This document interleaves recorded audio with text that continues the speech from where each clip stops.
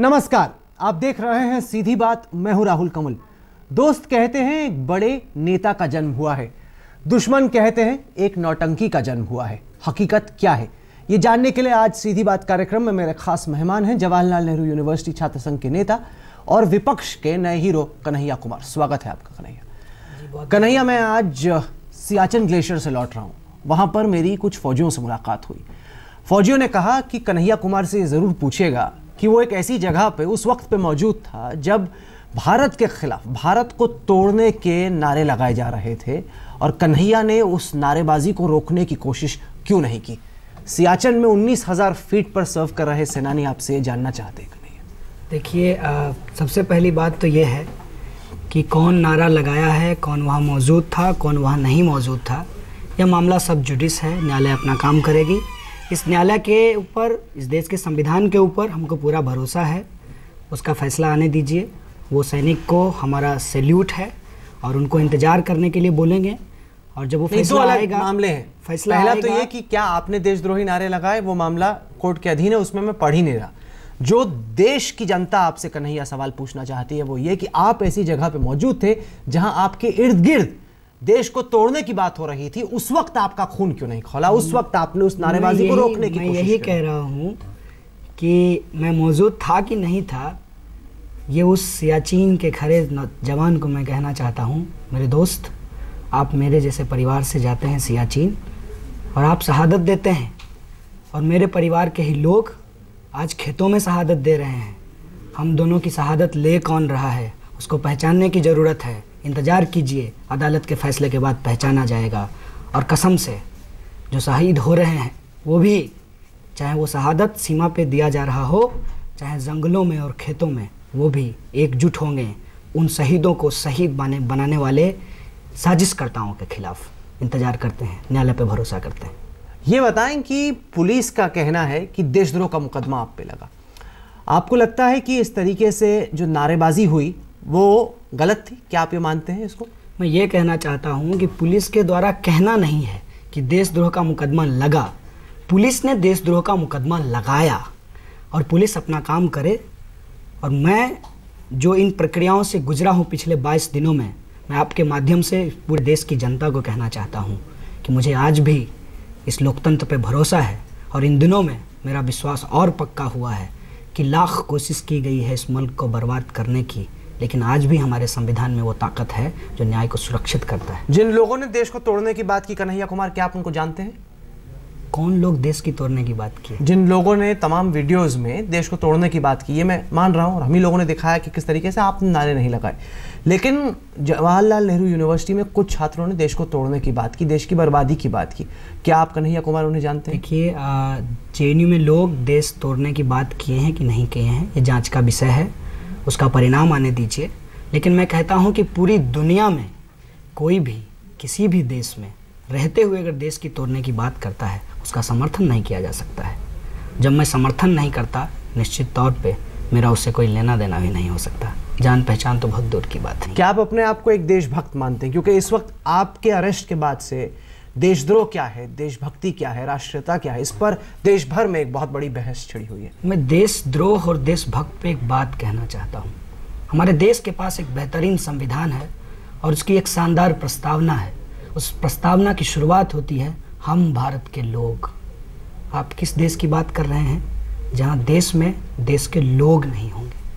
हमारी देशभक्ति इस देश के लोगों की बात करती है।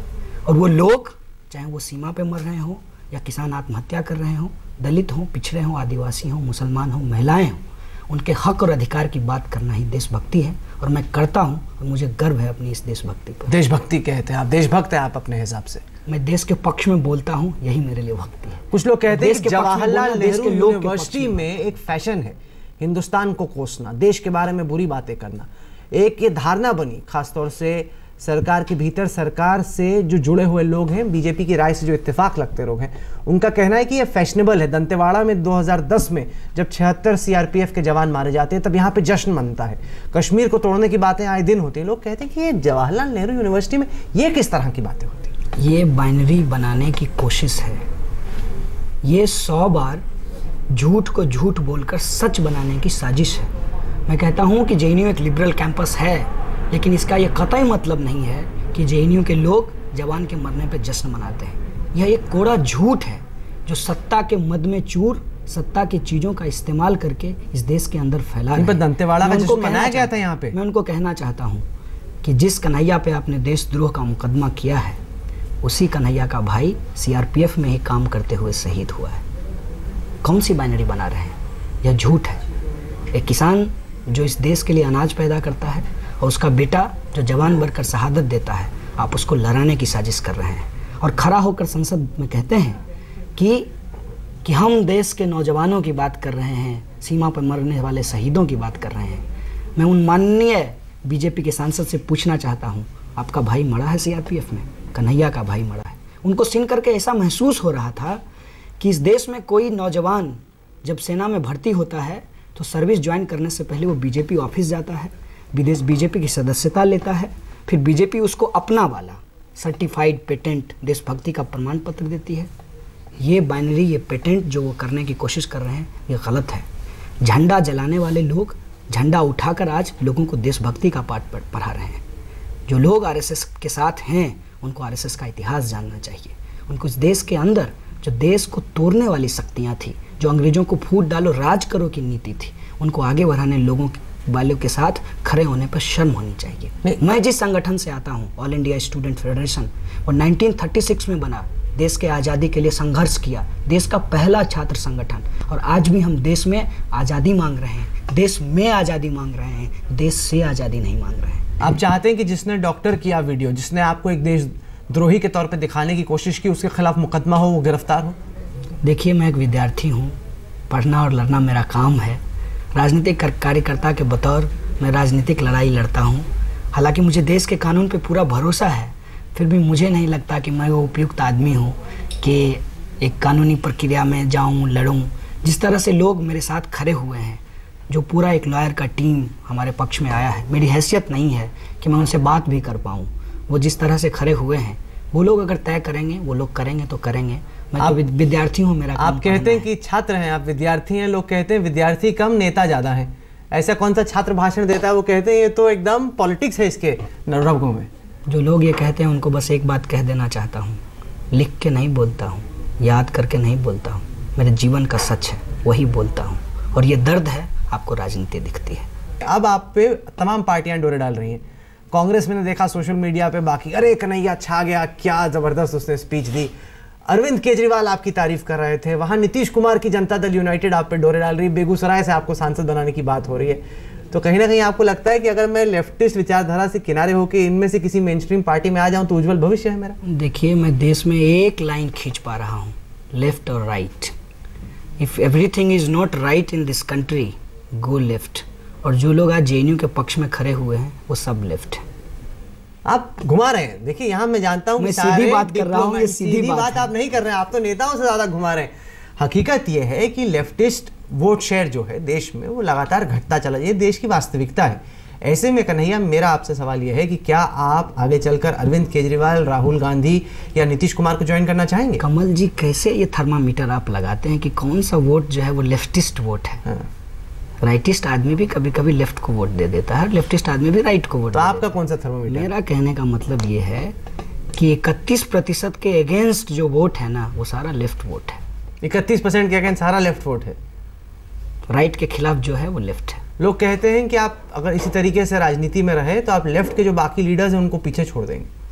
आपको लगता है ये हो सकता है? आप करना चाहेंगे ऐसा? देखिए, मैं कोई स्प्रिंटर नहीं हूँ कि मुझे 100 मीटर की दौड़ में कोई नया रिकॉर्ड बनाना है। मैं विद्यार्थी हूँ, अपनी पढ़ाई अच्छे से करूँ, भगत सिंह के सपनों को लेकर चलता हूँ। साथ ही रोहित वेमुला मेरा नया आइकन है। बाबा साहब भीमराव अम्बेडकर को अपना राजनीतिक गुरु मानता हूँ। मुझे लगता है कि चीज़ें चलेंगी, उस लड़ाई में, उस संघर्ष में लंबी चलेंगी। तो आपने कहा कि मैं सुन रहा था मोदी जी को, मेरे को लगा मैं टीवी में घुस गया तो मैं उनका सूट खींचूंगा। अगर मोदी जी आपको साक्षात मिल गए तो क्या कहेंगे आप मोदी जी से? मोदी जी को आज कहने के लिए सिर्फ एक बात है, बहुत दूर हैं हम लोग एक दूसरे से, लेकिन संविधान की एक बात उन्होंने कही है, सत्यमेव जयते। मोदी जी सत्यमेव जयते। स्मृति ईरानी मिली तो क्या कहेंगे आप उनसे? उनसे कहेंगे फेलोशिप दे दीजिए मैडम, आपने हमारा फेलोशिप बंद कर दिया है, और ये मत कीजिए जो आपने रोहित के साथ किया। आप तो खुद ही सस्पेंड हो गए हैं जेएनयू से, तो आपका क्या होगा आगे चल के? ये तो बहुत छोटी बात है। क्यों छोटी बात है? क्योंकि जेएनयू जिस बात के लिए हमेशा खड़ा होता है, जिस लड़ाई को वो शुरू करता है, वो हमेशा अपने कैंपस से शुरू करता है। कैंपस को तो हम ठीक कर लेंगे। अरविंद केजरीवाल मिलेंगे तो क्या कहेंगे आप उनसे? अरविंद केजरीवाल से कहेंगे कि इसी तरीके से जो गलत को गलत कहता है और जो सही को सही कहता है, उसके पक्ष में खड़े होते रहिए। कॉमरेड केजरीवाल हुआ आपके लिए? कॉमरेड नहीं, हमारे